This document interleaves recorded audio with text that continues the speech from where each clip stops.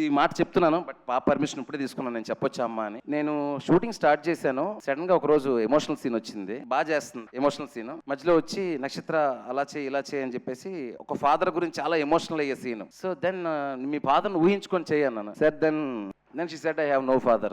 Then అప్పటికే నేను emotional scene 2-3 emotional scene చేశాను అనమాట ఆల్రెడీ. దెన్ అంటే నేను అప్పుడు ఎక్కువగా ఎమోషనల్ అయితే తనకు గుర్తొచ్చి తను చాలా ఎమోషనల్ అయిపోతుంది. నేను క్యాజువల్గా చేసి okay no problem, just imagine the situation నువ్వు ఎంత పుల్ చేయగలుగుతావు చేయి అని చెప్పాను. సో అసలు సెట్లో అండి లాస్ట్ సీన్స్ అవన్నీ తను ఏడుస్తున్నప్పుడు ఫాదర్ గురించి ఇది చదువుతున్నప్పుడు తన చుట్టూ ఒక లాస్ట్ రీల్ మీకు తెలుసు కదా, లాస్ట్ 20 minutes ఏం జరుగుతుందో ఆ సీన్లన్నీ ఇలాంటి అమ్మాయి చేసిందండి డైరెక్టర్ కోసం. శివ సార్ బాగా చేయండి, మళ్ళీ ఇంకో టేక్ తీసుకోండి, డోంట్ కాంప్రమైజ్ అని చెప్పేది. That conviction and that power కారణం ఈ పిల్లే కదండి, ఆ పిల్లను పెంచిన ఆ పులి. అంటే నిజంగా అండి పెంచడం అంటే ఇదండి, బ్రాటప్ అంటే ఇది.